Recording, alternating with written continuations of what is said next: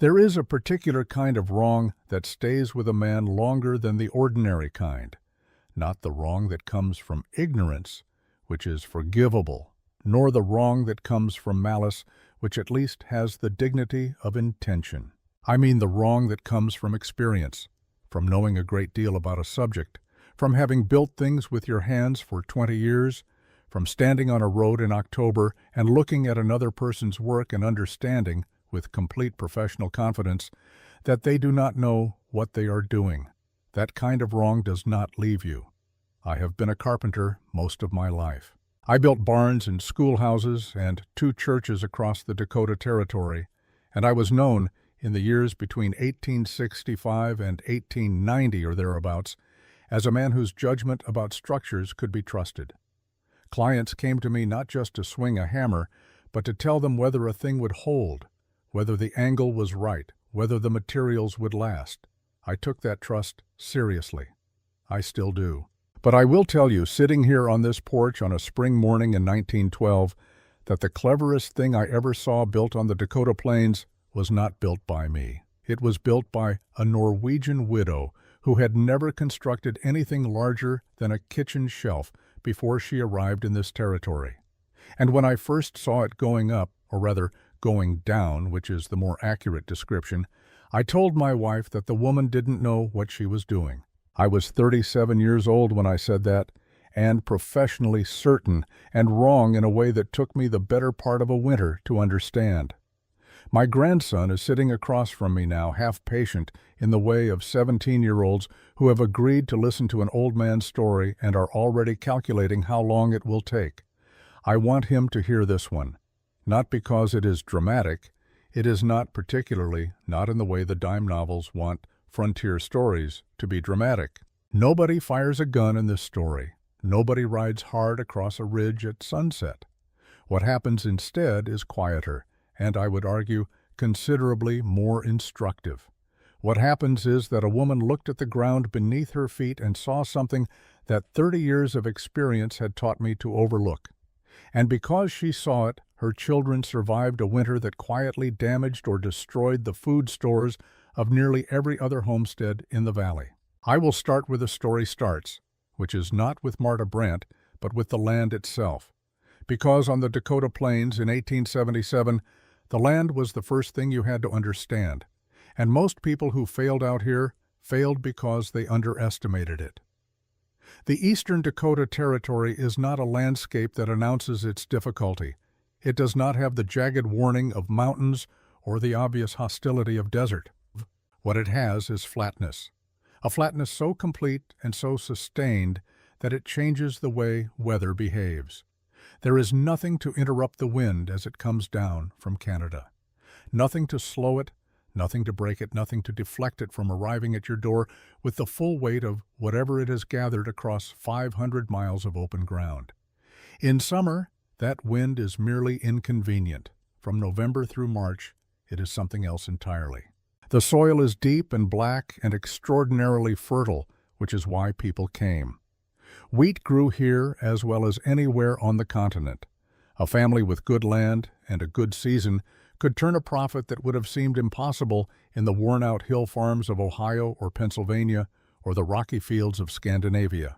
But the soil that grew the wheat also froze solid from the surface down to a depth of 3 or 4 feet in a hard winter. And a hard winter here meant something different than it meant in the places most settlers had come from. The winter of 1877 to 1878 was, by any measurement then or since, a hard one. The old-timers called it the hard winter, with a specificity that told you they considered it its own category. Temperatures settled below zero in early December and stayed there for weeks at a stretch. Not the dramatic plunge of a single blizzard, though there were blizzards enough, but the sustained, grinding cold that does not kill in a single night, but instead wears down everything it touches: insulation, food stores, livestock, and the confidence of people who had survived previous winters and believed they knew what cold meant. 11 families were farming in the valley I am describing, which sat along a shallow creek about 15 miles from Vermilion. By spring of 1878, 3 of those families had lost enough of their stored food to require assistance from the territorial relief effort. One family abandoned their claim entirely. An elderly man named Ostergaard died in February, officially from pneumonia, though the men who found him said the stove had been cold for some days, and his woodpile was not where it was supposed to be. Marta Brandt's family was not among those who struggled. I want to be precise about why that is remarkable. When the hard winter began, Marta Brandt was the least likely candidate for survival in that valley. She had arrived the previous spring as a widow. Her husband, Lars, had died of typhoid fever in July, 6 months after they filed their land claim and approximately 2 weeks after she had begun to believe that the worst of their hardship was behind them. She had 2 children, a girl of 11 named Astrid and a boy of 7 named Eric, neither of them old enough for the heavier work that a Dakota homestead required. She had a sod house that Lars had built in those first months, serviceable but unfinished in the ways that matter, the root cellar shallow and poorly lined, the north wall not yet plastered against the wind, the door hung with leather hinges that would not hold their tension past the first freeze. She had enough money, when I asked Astrid about it years later, to see her through perhaps 1 month of purchased supplies. After that, she would be living on what she had grown and what she had stored. And if either of those fell short, there was no remedy that did not involve losing the land. I first saw her in September of 1877. I was driving a load of milled lumber out to the Schreiber place, and I passed the Brandt homestead on the road. A woman was working in the kitchen garden, moving with the deliberate efficiency of someone who had learned not to waste motion. She did not look up as I passed. I noted the sod house, the garden, the fact that she appeared to be alone, and I formed the opinion, quickly and without much reflection, that she would not make it through the winter, not because of any deficiency of character that I could see, simply because the arithmetic of her situation did not appear to work. I was not unkind. I was, I think, accurate about the arithmetic. I was wrong about what she would do with it. Dorothea Schreiber was the woman whose opinion mattered most in that valley. She was 58 years old, had survived 3 Dakota winters, and had buried a husband and a grown son in the process. She was not warm exactly, but she was fair, and the community consulted her judgment the way you consult a good level, not for its personality, but for its accuracy. Dot's assessment of Marta Brandt was delivered to my wife in late September at the dry goods counter in Vermilion, and my wife relayed it to me that evening without commentary, which was her way of commenting. The Norwegian woman, Dot said, was hard-working. You could not fault her industry, but industry alone did not get you through a Dakota winter.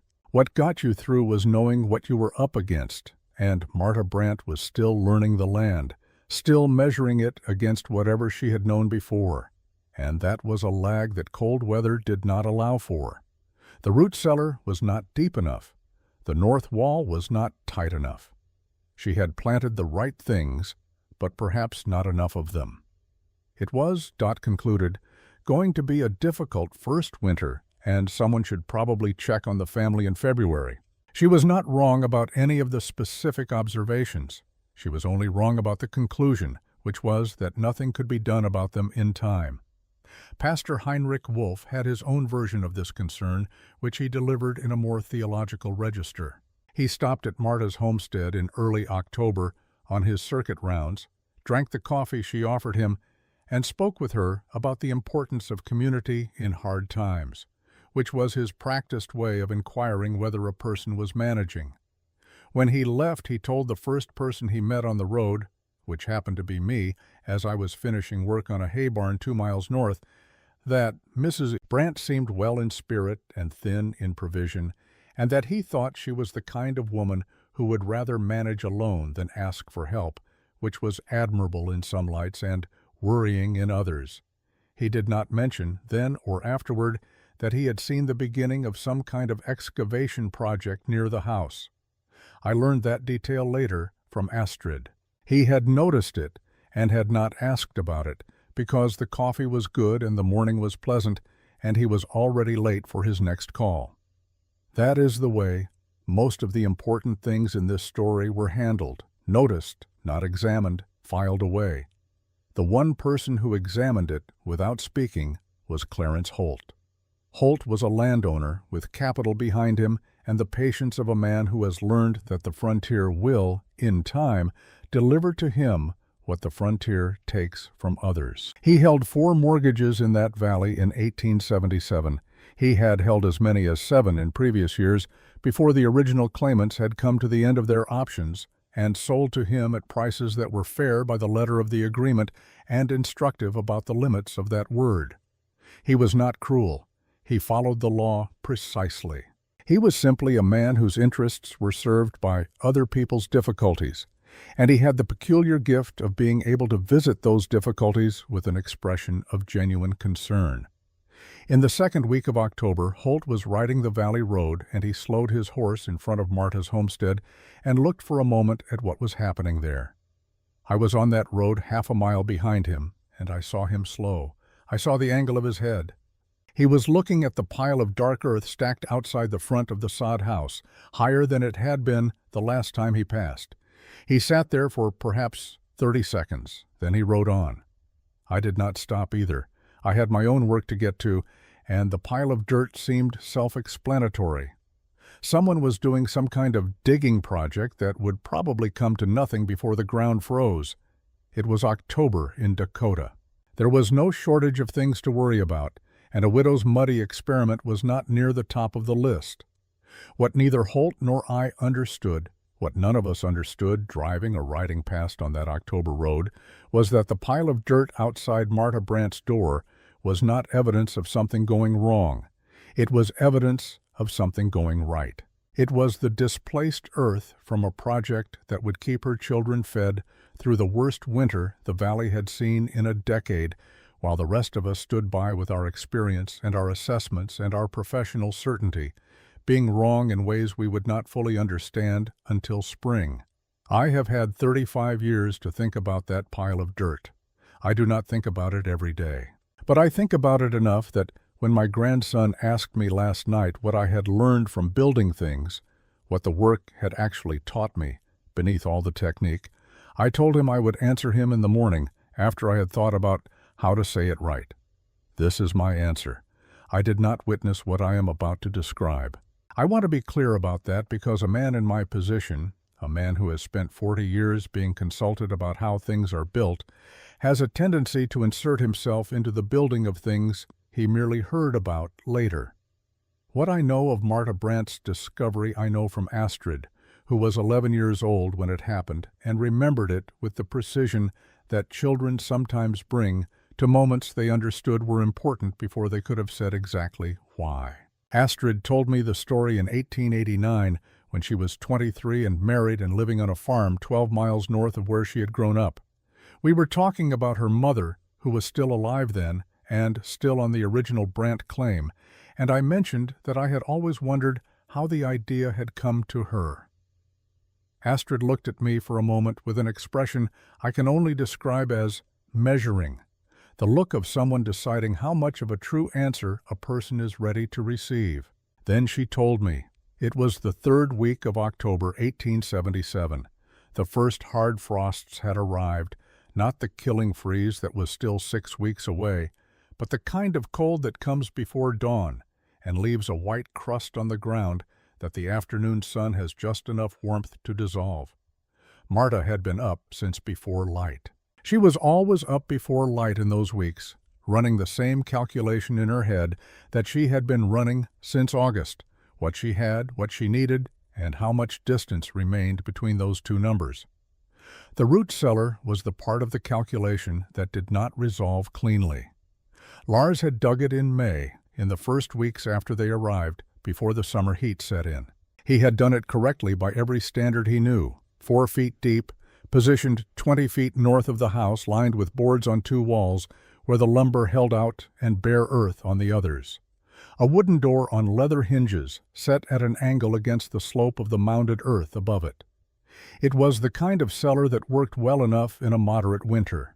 Whether it would work in the winter that was coming was a question Marta had been unable to answer to her own satisfaction since she had first looked at it carefully in September and done the arithmetic on what it could actually hold and at what temperature and for how long. That morning she went to check it before the children woke. What she noticed first was not inside the cellar. It was on the door frame itself, a lacework of frost crystals along the upper edge of the wood, delicate and precise, catching the first gray light in a way that would have been beautiful if she had been in a position to find things beautiful that October. She stood and looked at it for a moment. Then she pulled the door open and went down the 4 steps into the dark, ducking her head under the lintel. The cold inside met her immediately. Not the cold of the air outside, which was perhaps 15 degrees of frost. This was a different cold, heavier, settled, the cold of earth that had been surrendering its warmth for weeks without anything to replace it.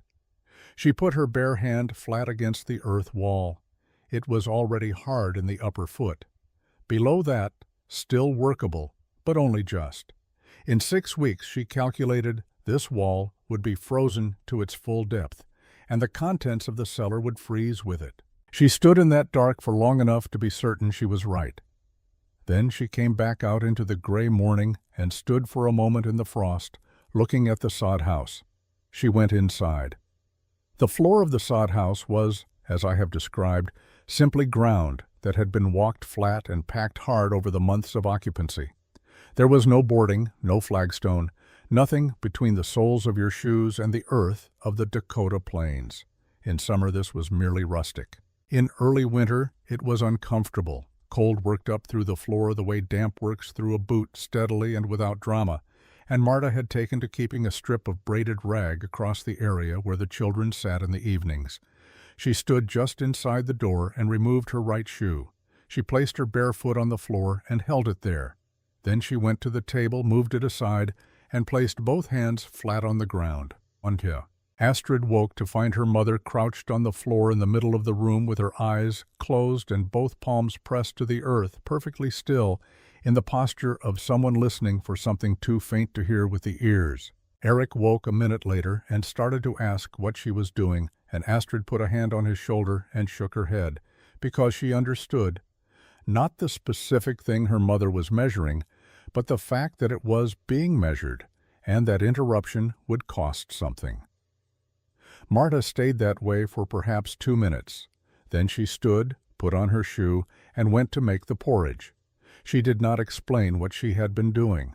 She did not explain it that day, or the next, or the one after, when she began measuring the floor with a length of knotted cord and making marks in the dirt with a nail. She was not secretive about it.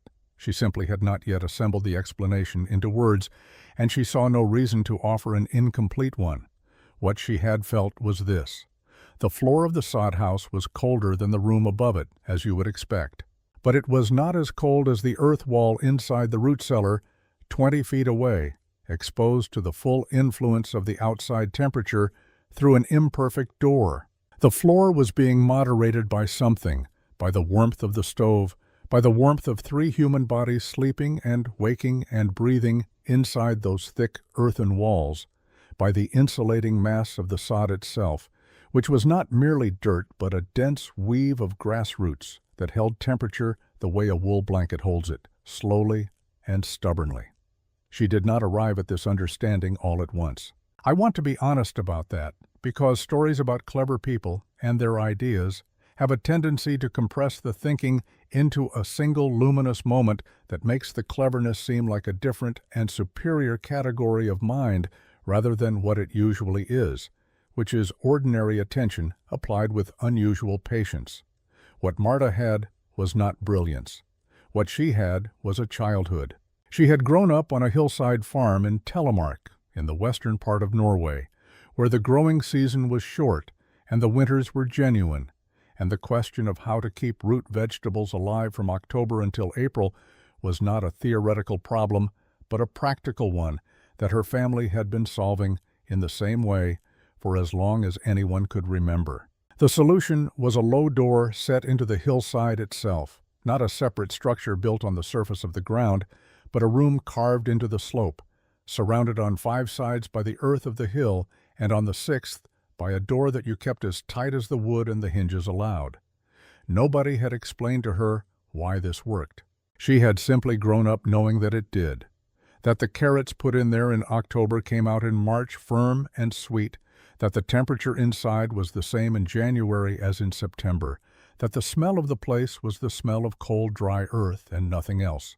No rot, no mold, no the sour edge of things going wrong. She had spent winters as a child opening that door and reaching into the dark for whatever her mother needed, and the specific sensation of that air against her hand, the particular quality of its coolness, still and stable and correct, had lived in her body for 20 years without being asked for. Standing on the floor of her sod house on an October morning in Dakota, with both palms flat on the ground and her eyes closed, she had felt something that was not identical to that memory, but was close enough to ask a question. The question was, how close can I get? She began, in the methodical way she did everything, by gathering information rather than making decisions. For 3 days, she took temperature readings, not with an instrument because she did not have one, but with her hands, which she had learned to trust for relative measurement, if not absolute. 3 times a day, morning and midday and evening, she pressed her palm to the floor of the sod house in the same spot. Then she walked to the root cellar and pressed her palm to the earth wall at the same depth. She noted the difference in her mind, and in the evenings she recorded it in her notebook in Norwegian, in the compressed, practical prose of someone writing for no audience but herself. By the 3rd day, the pattern was clear enough to act on. The floor of the sod house, at the depth of her wrist, perhaps 8 inches below the surface, was maintaining a temperature she estimated at close to 40 degrees. The root cellar wall at the same depth was several degrees colder and dropping. The difference was not enormous, but it was consistent, and in her experience, consistency in a cold environment was worth more than any single advantage that could not be relied upon. She understood why the difference existed. The house was doing what the hillside had done in Telemark, providing a mass of insulating material above and around the stored temperature, buffering the swings of outside air, maintaining something that approached steadiness. The root cellar had no such buffer. It had a door and 2 feet of mounded earth on top, which was sufficient for a moderate winter and insufficient for what she believed was coming. The question that remained was not whether to build, but how deep to go and how to line it and how to manage the moisture, which was what ruined stored vegetables more reliably than either cold or warmth, the slow seep of groundwater and condensation that turned a firm potato soft from the bottom up before you ever noticed anything was wrong. She sketched the answers in the dirt of the floor with a nail, erasing and redrawing over 2 evenings while the children slept. The chamber would go 5 feet deep, below the frost line that she estimated for this soil and this climate, deep enough to benefit from the stable temperature of the undisturbed earth below. The walls she would line with clay mixed with dry grass, packed tight in layers, which would shed moisture without absorbing it. The floor she would cover with stones pulled from the creek bed, flat, smooth stones that would allow drainage without retaining dampness. And she would run a narrow pipe of hollowed wood from the chamber's upper corner to the outside wall of the house, pointing north, giving her a way to admit cold air or exclude it depending on what the temperature in the chamber required. The hatch she would position beside the stove. That was not a technical decision. That was the whole point. She began digging on the 21st of October. Astrid and Eric helped. Astrid with a narrow spade that had been Lars's, Eric carrying the loosened earth up and out in a wooden bucket that was slightly too heavy for him, and that he carried anyway without complaint, which was a thing Astrid noted and remembered, because it was around that time she began to understand that her brother had decided, in the wordless way that 7-year-olds decide things, that the situation required him to be more than he was. The dirt went outside onto the pile that was already there from other work and grew into the low, dark mound that I and others had observed from the road without understanding. The work was slow, the topsoil was soft enough, but below the first foot the ground stiffened, and there were stones to be levered out and roots from the sod that tangled around the blade. Marta could manage perhaps 2 hours of digging at full effort before her back seized in a way that was not a warning but a statement. She was 34 years old and had been doing heavy work since May, and she was, as Silas Garrett had observed that same month without saying it directly, considerably thinner than the work required. She dug in the mornings when the light was best and her body was least protesting. She dug in the evenings for as long as the candle held and the children were occupied. She kept the dimensions in her head and checked them with the knotted cord, and when the walls began to show the texture she was looking for, the change in the soil that told her she was below the zone where frost and thaw competed, she began to feel, for the first time since July, that the calculation might resolve. On the morning of the third day, she came outside to find Niels Bergstrom standing at the door of her sod house with a spade in his hand. He looked at the dirt pile. He looked at the low opening of the work in progress, visible through the open door behind her. His expression did not show approval or encouragement. It showed the careful assessment of a man examining a joint that might hold and might not. He stood there for a moment in that October morning, turning the thing over in his mind. Then he walked past her and picked up the second spade from against the wall and went inside and began to dig. He did not explain himself. Marta did not ask him to. Niels Bergstrom was not a man who did things without having thought them through first. I knew him well enough by 1877 to understand that about him. He was methodical in the Scandinavian way, not slow but thorough.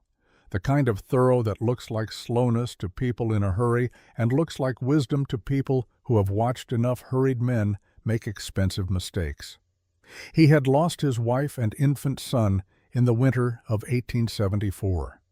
Not to cold, technically, to the fever that came after the cold, when the body had spent everything it had keeping itself alive through January and February and had nothing left for March.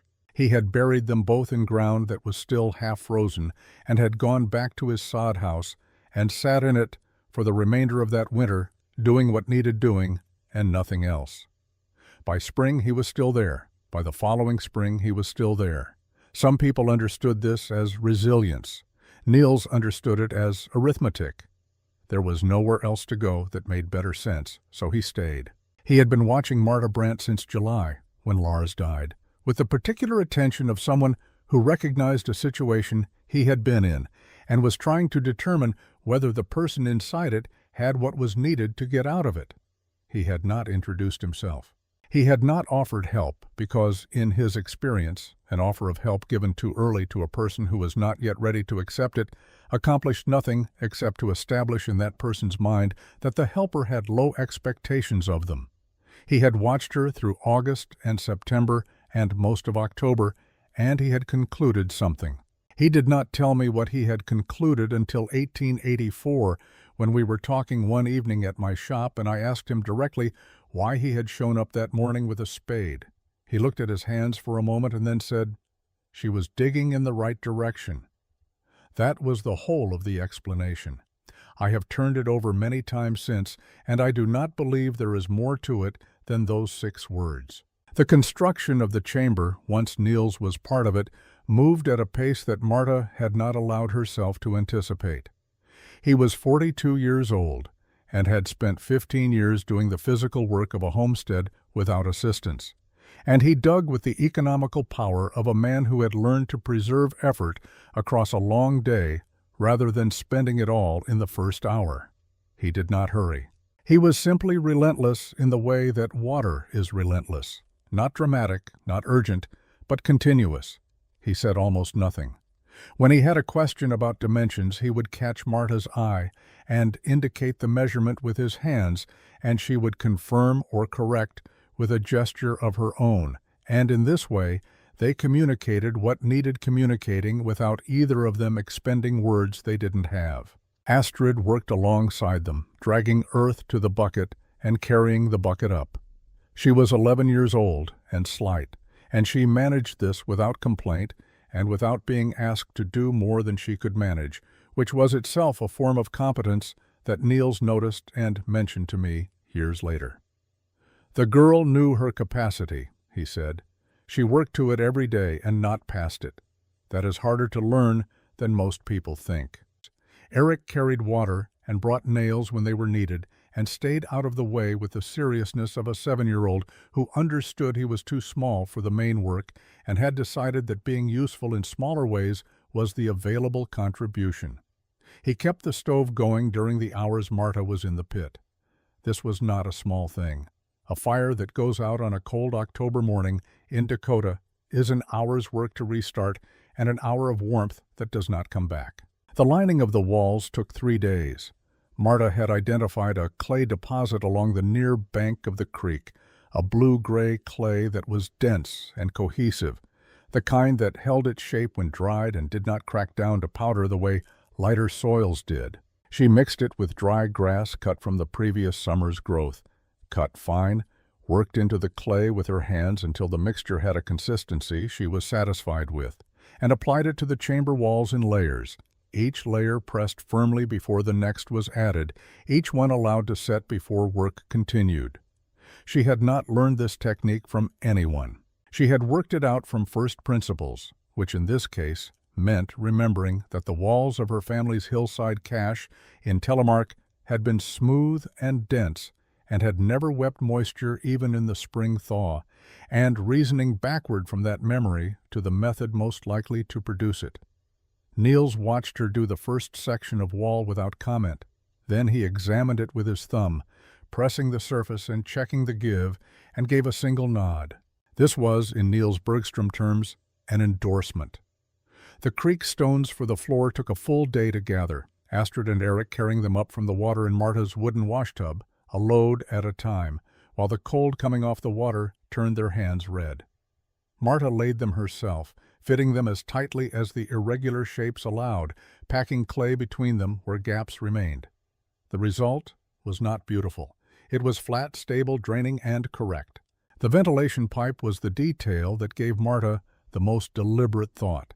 She needed a channel from the upper corner of the chamber to the outside north wall of the house, narrow enough to restrict airflow to a manageable volume, positioned to draw cold air in winter when the chamber needed cooling, and to be blocked entirely when the outside temperature dropped to the point where cold became a hazard rather than a tool. She solved it with a section of hollowed elderberry wood, sealed into the wall with clay and fitted with a wooden plug at the exterior end that could be pushed in or pulled out from inside the chamber. It was not elegant. It worked precisely as intended. I examined it myself in April of 1878 and spent some time thinking about whether I would have designed it differently. I would have used metal pipe because I had access to it and Marta did not. Her elderberry wood solution was functionally equivalent and cost nothing but a morning's time. That is the kind of substitution that a craftsman with a full workshop doesn't learn to make because he never has to. The last element was the hatch. Marta had measured and remeasured its position from the first day of planning. It needed to be accessible without requiring her to cross the room in the night, when the cold was worst and the stove needed feeding, and the last thing she wanted was to be wide awake and walking. It needed to be beside the stove, but not beneath it, close enough to benefit from the thermal buffer, far enough to keep the chamber from warming beyond the range she needed. It needed a cover that seated flush with the floor, so that the ordinary life of the household could proceed above it without impediment. She built the hatch frame herself from the last of the scrap lumber Lars had saved, notched and fitted, pegged at the corners, no nails wasted. The cover was 2 boards wide, joined with a strip of leather, lifting out in a single piece. She planed the edges until the fit was close enough to limit airflow without being so tight that a woman with cold hands couldn't manage it before dawn. Niels set the last stone on the chamber floor on the afternoon of the 31st of October. He climbed out, brushed the clay from his hands, and looked at the hatch cover lying beside the opening. Then he picked it up and fitted it into the frame. It dropped into place with the quiet certainty of a thing made correctly. Nobody said anything. Outside, the wind had picked up from the northwest and was finding the gap under the door with the exploratory persistence that meant it was settling in for the evening. The temperature was dropping. You could feel it, in the particular way the air tightened in your chest when you breathed. The next 2 days were occupied with the transfer. Marta brought everything down, the potatoes sorted and inspected, each one examined for soft spots before it was lowered through the hatch, the unblemished ones packed in dry straw, the questionable ones set aside to be eaten first while they were still usable. The carrots and turnips followed, then the dried onions braided on their strings, then the 4 jars of rendered lard sealed with cloth and wax, then the small cloth bags of dried herbs hung from a nail she had driven into the clay wall. Astrid handed things down. Marta arranged them with the care of someone building an argument, each item positioned for access, the things that would be needed soonest placed near the ladder, the longer storage items arranged in the back where the temperature was most stable. When it was done, Marta climbed out and stood for a moment looking at the open hatch. Everything they had was down there, every potato, every carrot, every jar of preserved fat that stood between her children and genuine hunger. She had put it all into a system that had never been tested by a Dakota winter, that she had designed from memory and first principles, and the evidence of 3 days of temperature readings taken with her bare hands. Eric asked if he could look inside. Marta said, "In the morning." She fitted the hatch cover into the frame and set the lantern on top of it and made the supper. That night the first serious cold arrived. Not the killing cold, that was still weeks away, but the cold that announces itself as different in kind from what came before. The temperature dropped through the night in the way of a stone dropping through water, steadily and without hesitation. And by the time the sky began to lighten, it had reached a place where the breath of the animals in the neighbor's barn, a 1/4 mile away, would have been visible if there had been enough light to see it. Marta was awake when the temperature dropped. She lay in the dark and felt it happening and did not move. There was nothing to do about it, and she knew that. What she was doing, lying still in that cold, was listening to the house, to the small sounds that a sod house makes as the temperature changes, the faint settling of the walls, the tick of the stove contracting, the particular silence of deep frozen ground that has stopped moving until spring. She was also, though she would not have used this word for it, waiting. In the morning she rose before the children. She added wood to the stove and stood in the warmth of it for a moment. Then she moved the lantern from the hatch cover, lifted the cover from the frame, and went one-handed down the ladder into the dark. She put her palm flat against the clay wall. She held it there. Then she came back up, replaced the cover, and went to make the porridge. When Astrid came to the table, she looked at her mother's face and understood, without being told, that the night had yielded something other than just cold. She did not ask. She would know soon enough. The hard winter came without announcement. That is the detail that stayed with people longest, in the years after, not the cold itself, which was severe enough to earn its name and keep it, but the absence of warning. There was no single storm that announced the season's intentions, no dramatic opening that gave you a day to prepare.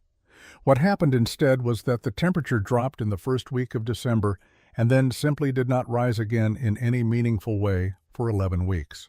The cold settled over the valley the way a lid settles over a pot, completely, without gaps, without the brief reprieves that most winters offered and that people had come to rely on without understanding how much they relied on them. By the 14th of December, the ground outside had frozen to a depth that nobody in the valley had measured before, because nobody had thought to measure it, because it had never mattered in quite this way before. Dorothea Schreiber's root cellar door, which opened outward against a mound of earthen banking, had swelled with the freeze and locked in its frame as certainly as if it had been nailed shut. She tried it on the morning of the 15th with both hands, and then with a pry bar, and then with a length of iron pipe used as a lever, and it did not move.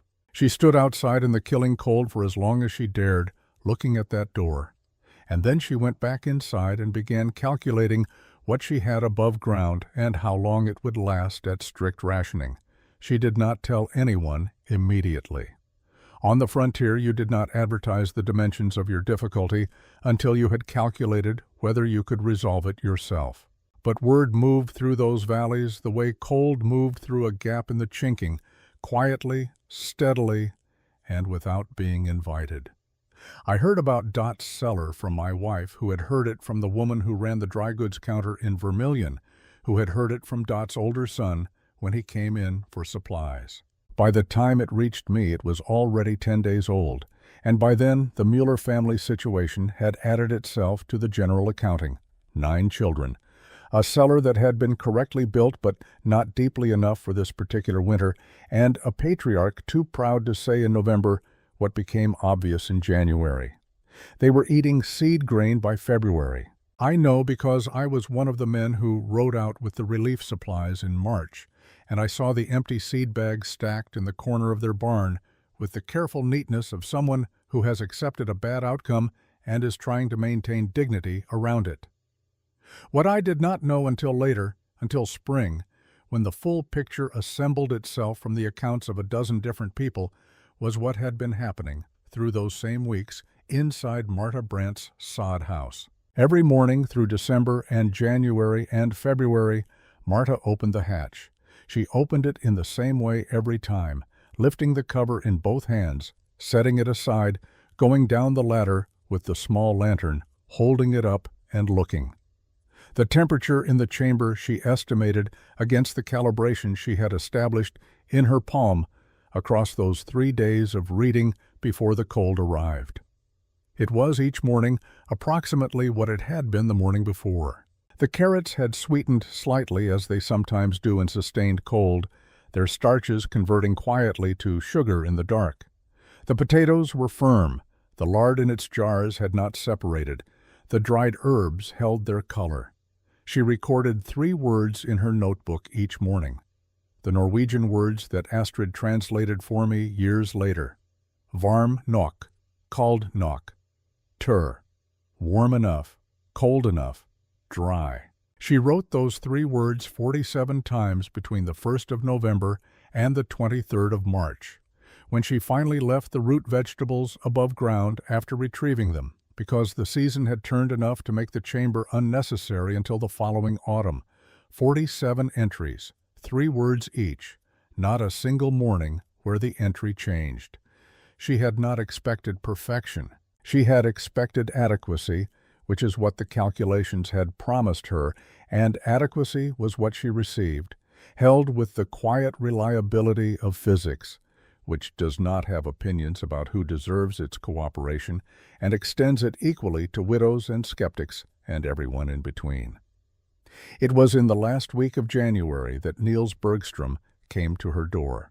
The cold that week was not the worst of the winter that had come in early January and had since moderated to merely severe, but it was cold enough that a man walking a quarter mile between homesteads arrived at a door with his face the color of old clay, and his hands needing several minutes beside a stove before they were reliably his own again. Marta opened the door and stepped back, and he came inside and stood by the stove without speaking while the warmth worked on him. His cow had died. This is what he eventually said in the straightforward way he said things that were bad, not minimizing them, not amplifying them, just placing the fact in the room where it could be examined plainly. The cow had gone down in the night, and he had not been able to bring it back. And a dead cow in January on the Dakota plains was not simply a loss of the animal. It was a loss of the spring milk, the summer butter, the margin of nutrition that stood between a sufficient winter and a grinding one. Marta moved the pot to the center of the stove. She opened the hatch. She brought up potatoes, 4 of them, firm as the day they went in. Carrots, a full handful. The smaller of the 2 remaining lard jars. She made a soup that was not elaborate, but was real in the way that food is real when it has been properly kept, dense and aromatic, and containing actual nourishment rather than the attenuated memory of it that you get from stores that have been fighting a losing battle against rot or freeze since October. Niels ate without speaking until he had finished. Then he sat with his hands wrapped around the empty bowl and looked at the hatch cover on the floor. "It is still working," he said. It was not quite a question. Marta said that it was. He was quiet for another moment. Then, "I want to see it. In the spring, when I build. I have told those words before, and I will say again what I said then. In Niels Bergstrom's Economy of Speech, this was a speech. 5 words of assessment and 5 words of intention from a man who did not speak until he had something to say." Marta understood what they meant. She nodded once and put more wood on the fire, and they sat in the remaining warmth of that January evening while the cold pressed against the sod walls and found nothing to work with. March came slowly the way it does in Dakota, conceding warmth a degree at a time, as though it cannot entirely afford it. By the middle of the month, the snow was pulling back from the south-facing slopes, and the creek ice was showing dark water at the edges, and people who had been inside for weeks began to move through the valley again, checking on one another with the careful thoroughness of those taking inventory after a long ordeal. Dorothea Schreiber opened her root cellar on the 9th of March. The door came free with the pry bar on the second attempt, and she went down the steps and held her lamp up and looked at what the winter had done. The turnips were gone. A significant portion of the potatoes had softened to the point of ruin. What remained was perhaps 60% of what she had put in. Enough, combined with what she had rationed above ground, to have brought her through, but not the margin she was accustomed to, and not the result that her experience had led her to expect. She stood in that cellar for a long time. I was not there. I heard it afterward from her son, who said that she stood there long enough that he began to worry about her, and then she came up the steps and handed him the lamp and walked across the frozen ground to Marta Brandt's homestead without stopping to put on her heavier coat. Marta answered the door. Dot stood on the step for a moment in the way of a woman who has decided to do something and is taking a last internal reading before she does it. Then she said, "The hatch. I want to understand how it works." Marta opened the door wider. She took Dot through it completely. The depth, the reason for the depth, the clay lining and the grass mixed into it, the stone floor and why stones rather than boards, the ventilation pipe, and the logic of its placement, the thermal relationship between the house above and the earth below that was the mechanism underlying everything else. Dot listened without interrupting and asked 3 questions, and all of them technical, none of them personal, and received 3 answers that satisfied her. Then she put on her coat and walked home. She did not say thank you. She did not acknowledge the months of skepticism. This was not rudeness. It was the specific grammar of a woman of her generation and character for whom the act of asking was itself the concession, and no further words were owed on the subject. Marta understood this. She told Astrid about the visit that evening, and Astrid, who had watched Dot's skepticism from the age of 11, asked whether it bothered her that Dot had not said anything more. Marta thought about this for a moment. Then she said, in the Norwegian she still used with her children, when she was being precise about something, the potatoes do not require her to apologize. They only required her to understand. I came in April, officially to inspect the roof after the winter's wait. I examined the roof adequately, and then I asked to see the chamber, and Marta opened the hatch, and I went down the ladder and crouched in the low space with my lamp, and looked at what she had built. I was in there for a long time, longer than was strictly necessary for inspection. I looked at the clay walls, the layering I could see in the section near the ventilation pipe, the density of it, the way it had held without cracking through 11 weeks of temperature differential between the chamber and the frozen ground outside. I looked at the stone floor, the tight-fitted creek stones with their clay packing. I examined the ventilation pipe, the elderberry wood seated in the wall, the plug mechanism that a woman could operate with one hand in the dark before dawn. I was, I will admit, looking for the flaw, not from unkindness, from the professional habit of a craftsman who has learned that every structure has a weakness somewhere and that finding it is the first service you owe to the person who built it. I pressed the walls. I tested the hatch frame. I checked the timber of the ladder for moisture damage. There was no flaw. There was only a design that had been thought through to its conclusions and built to those conclusions with the materials available, which were not the materials I would have chosen and were entirely sufficient for the purpose. I came back up the ladder and stood for a moment looking at the hatch cover.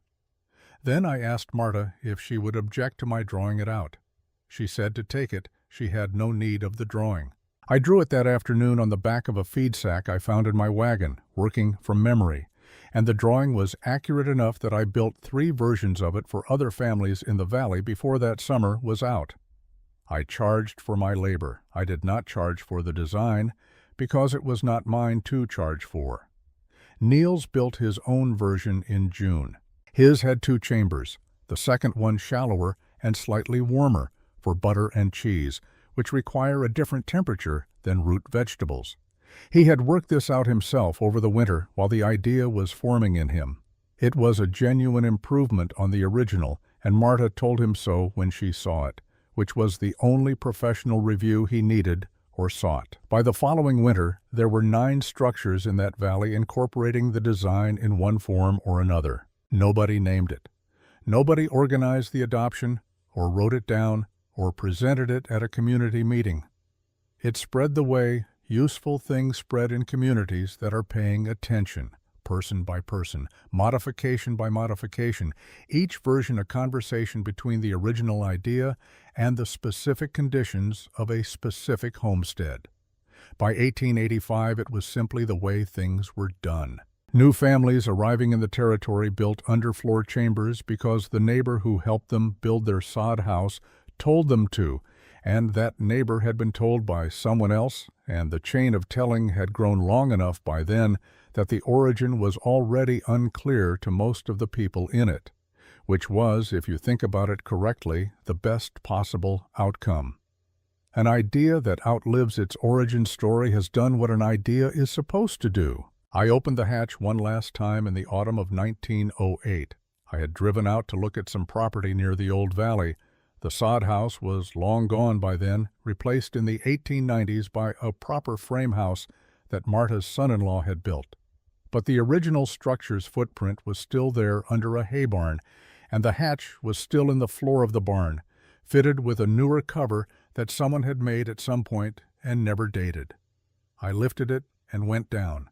The stone floor was still there. The clay walls had been repaired in sections over the decades.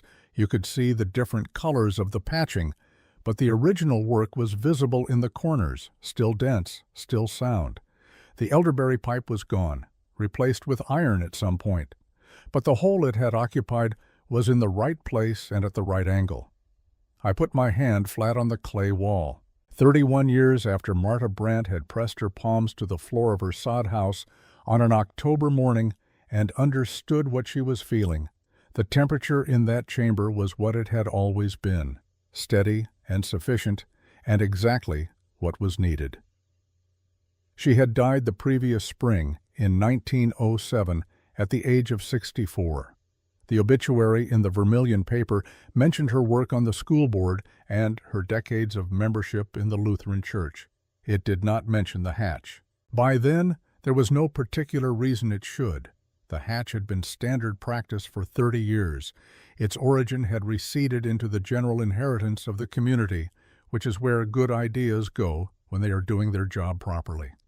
I came back up the ladder and stood in the dust of the barn and thought about what I had told my grandson the previous evening, that the best compliment you could give a craftsman's work was to stop noticing it, that the disappearance of craft into usefulness was not loss, but completion. I do not know if that is entirely true. There is something that wants to remember where things come from, that believes the origin of a good idea is worth knowing, even when the idea itself no longer requires the knowing. But I am a carpenter, and carpenters are practical, and what I know practically is this. The ground beneath that barn held its temperature through 31 winters without Marta Brandt's name attached to it, and it will hold it through 31 more, and the families who use it will stay fed, and the carrots will sweeten in the dark the way carrots do, and none of that requires anyone to remember anything. She looked down when everyone else was looking sideways or out or back. She built in the right direction. The ground held what she trusted it to hold. That is enough. On the frontier, it was always enough.